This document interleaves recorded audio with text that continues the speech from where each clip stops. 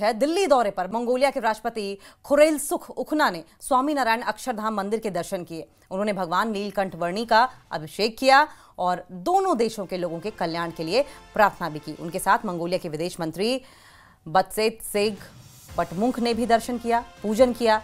धर्मवत्सल दास स्वामी ने पारंपरिक तरीके से दोनों का स्वागत किया। राष्ट्रपति खुरेलसुख-उखना ने भारत मंगोलिया संबंधों को हूण साम्राज्य जितना पुराना बताया और भारतीय संस्कृति की उन्होंने प्रशंसा भी की। भारत मंगोलिया संबंधों को लेकर राष्ट्रपति खुरेलसुख ने कहा कि भारत के लोगों का स्नेह गंगा नदी की शांति और प्रवाह जितना निर्मल और पवित्र है और मंगोलिया के लोगों का हृदय मंगोलियाई बैदानों जितने असीम है और इन दोनों के बीच का संबंध हूण साम्राज्य जितना पुराना है। और इस अद्भुत मंदिर के दर्शन करके मैं अपार हर्ष का अनुभव कर रहा हूं। उन्होंने कहा कि उनकी ये यात्रा भारत और मंगोलिया की आस्था के साथ साथ संस्कृति की उस साझी विरासत को रेखांकित करती है जो इन दोनों देशों को आध्यात्मिकता, समरसता और सार्वभौमिक मूल्यों के आदर के सूत्र में जोड़ती है।